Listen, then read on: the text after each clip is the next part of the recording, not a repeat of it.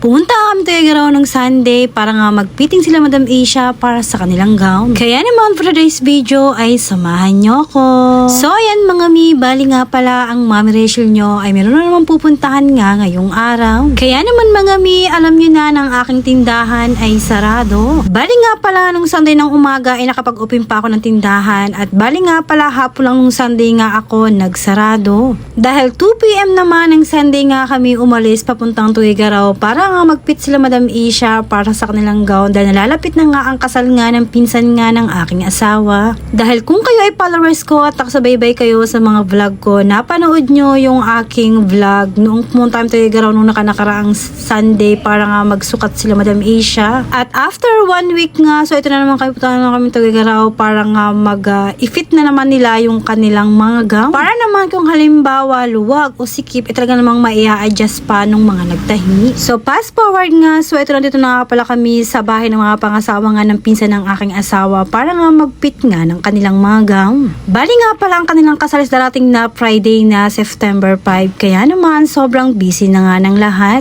So pagdating pa nga lang namin sa kanilang bahay, so ito na talaga namang nagsusukat na nga ang mga abay. At bali nga pala ang unang nagpit nga pala ng gown ay ang pamangkin nga ng aking asawa. At bali sumunod nga pala ay si Madam Asia. Bali nga pala ang pula ng kanilang gown lang ay plain na white lang. O diba talaga namang napakaganda nga at napakalinis tingnan. Alam niyo ba na habang binibidyohan ko nga si Madam Asia habang sinusukat nga yung gown niya ay talaga namang grabe. Hindi ko maipaliwanag nga yung siyang nararamdaman ko. Dahil paano ba naman yung talagang hindi ko naranasan nung ako ay bata pa ay talaga namang nararanasan nga ng aking anak. Dahil mag-11 years old pa lang ang aking anak ay talaga namang nakatatlong abay na nga siya. Yes po, pangatlong abay niya ni Madam Asia. Dahil nung una ay talaga namang sa Bicol siya kinuhang abay. Pangalawa ay dun sa kasal nga ng pinsan nga ng aking asawa. At pangatlo nga ulit ay dito nga ulit sa pinsan nga ng aking asawa. O diba talaga namang grabe, sobrang saya nga ng puso ko. At yan na nga, fast forward nga. So ng mga oras na yan, pagkatapos nga magpit ng kanilang mga gown, so nagmerienda nga lang kami. At tapos magmerienda, so nagpahinga lang kami ng kaunti at eto na nga, pauwi na rin kami. Bali nga pala kung makikita ninyo, dito kami dumaan sa bypass sa Kari. Kaya kung makikita ninyo, grabe, hindi ko na iwasang mag-video dahil napakaganda nga ng view. At isa pa, magandang mag-video kapag nga nasa likod ka ng Rusco. Napakahangin nga at talaga namang kitang-kita mo nga ang napakagandang view sa likod.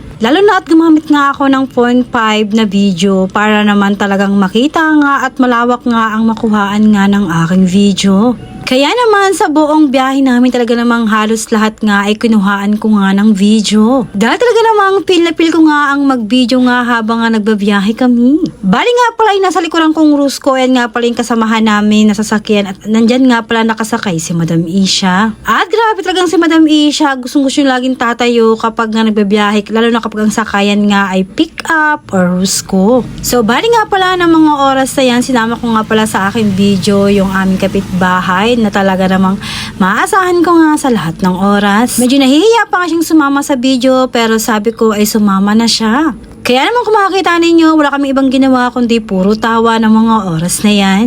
Kaya sarap kasing kuhaan yung mga ganitong moment. Grabe, napakagandang memories. Kaya naman talaga, hindi lang naman yung purpose ko sa pag-vlog ko ay yung kumita. Pinakang purpose ko din naman ay syempre yung mga memories. Na alam niyo yun, hindi na mababalikan. Kaya naman talagang kapag nagbabiyahe ako or talagang yung araw-araw na routine ko sa aking buhay, kinukuhaan ko nga ng video.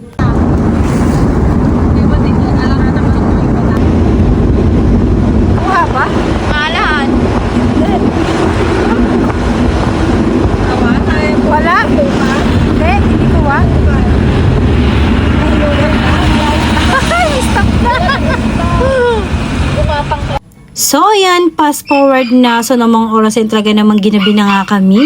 Dahil grabe, napakalain naman nga ng aming pinuntahan from Tuguegarao to Masisit, Bagao, Cagayan. So yun lang mga miss. See you on my next vlog. Bye! Salamat! Grabe yung aso, napakaingay. Kaya naman, pasensya na.